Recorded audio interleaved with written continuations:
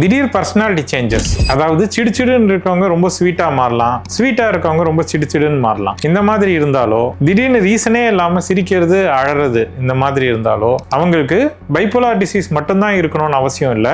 முன்மூலையில ஏதாவது அடியோ கட்டியோ இருந்தா கூட இந்த மாதிரி வர்றதுக்கு வாய்ப்பு இருக்கு. பிரெயினுடைய சாஃப்ட்வேர் ப்ராப்ளம் தான் இந்த பைப்போலார் டிசீஸ். அதே பிரெயினுடைய ஹார்ட்வேர் ப்ராப்ளம் தான் இந்த ஃப்ரான்டல் லோப் சிம்டம்ஸ். மனுஷனுடைய முன்மூளைக்கு பேர் தான் ஃப்ரான்டல் லோப். இது எந்த விதத்திலையும் ஃபங்க்ஷன் இல்லாதது நம்ம ரொம்ப நாளா நினைச்சிட்டு இருந்தோம். 1948 ஃபீனியஸ் கேஜ் அப்படின்றவருக்கு ஒரு ஆக்சிடென்ட் மூலமா ஒரு கம்பி இந்த ஃப்ரான்டல் லோபை டேமேஜ் பண்ணிடுச்சு. அவர் உயிர் பிழைச்சு வந்தபோது அவருடைய பர்சனாலிட்டி முழுசுமாவே மாறி போயிருந்தது. அதுக்கப்புறம் பண்ணப்பட்ட ரிசர்ச்ல தான் இந்த ஃப்ரான்டல் லோபுடைய ஃபங்க்ஷன்ஸ் எல்லாமே கண்டுபிடிக்கப்பட்டது. இந்த ஃப்ரான்டல் லோப் ஏதாவது ஆக்சிடென்ட் நடந்தாலோ இல்ல ஒரு கட்டி ஏற்பட்டாலோ இல்ல வயசாகும் போது ஏற்பட்ட சேஞ்சஸ்ல கூட டேமேஜ் ஆகலாம். முக்கியமா வயசாகும் போது இந்த ஃப்ரான்டல் லோப்ல நீர் கோக்கிறது மூலமா நார்மல் பிரஷர் ஹைட்ரோகெஃபலஸ் அப்படின்ற வியாதி வரலாம். அப்படி வந்துச்சுன்னா நமக்கு ஞாபக மறதி, தன்னறியாம ஒண்ணுக்கு போறது, நடக்க முடியாம இருக்கிறது, இந்த மாதிரியான சிம்டம்ஸ் இருக்கும். இது எல்லாமே குணப்படுத்தக்கூடியதுதான். மனநோய் அப்படின்னு நம்ம முடிவு பண்ணி மருந்துகள் ஸ்டார்ட் பண்றதுக்கு முன்னாடி ஒரு எம்ஆர்ஐ எடுத்து இந்த மாதிரி ஏதாவது ஒரு கண்டிஷன் இருக்கா